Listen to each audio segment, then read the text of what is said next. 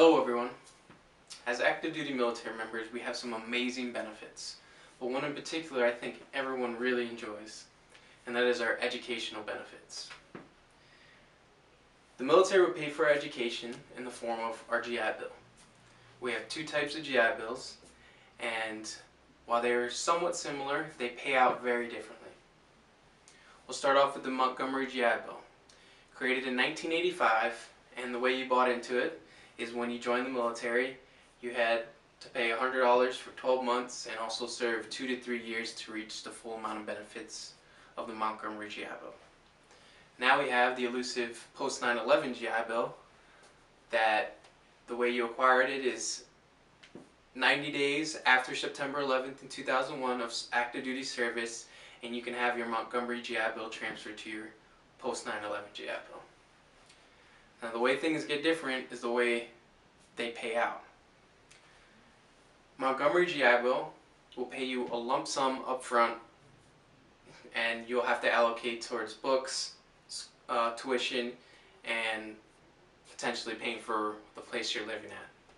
So they're giving you all that money up front, and you do what you need to do with it. Now with the post 9/11 GI Bill, it's pretty different. They'll pay for your tuition, it'll pay for your tuition, your housing allowance, and a yearly book stipend. So not only are you paying straight up for your tuition, they'll pay all the full amount for your classes. They'll also pay you a yearly book stipend, so you'll get a certain amount of money a year for books. And they'll also pay you for the location that you're at and where the school is located at. So you're getting the maximum amount of benefits. And I believe that the reason why they're so different is because one was created a while ago, and we're in different times where we have different needs, and schools pricing varies by a huge amount than in 1985. So I think it's catered more towards the present time, and I think everyone should be transferring over to the post 9/11 because the Montgomery GI Bill, there's no reason for it anymore. I mean, it's nice. It was nice then, but the post 9/11, if you're going to school, that's the way to go. Now people may argue that with the Montgomery GI Bill, you can potentially make more money if you take, if you're taking classes that are cheaper, school's cheaper. You're not paying for books.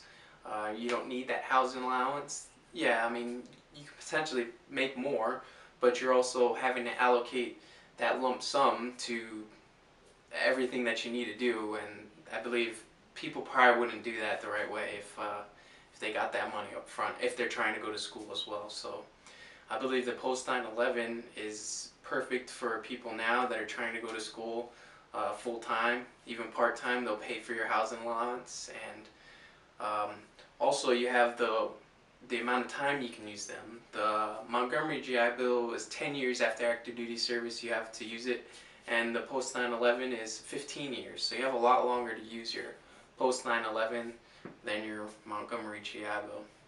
They both, though, pay out 36 months of school, so that's no different, but I believe post 9/11 is definitely the way to go, and hopefully everyone right now goes and transfers to the post 9/11, realizing that it's a way better benefit right now than the Montgomery GI Bill.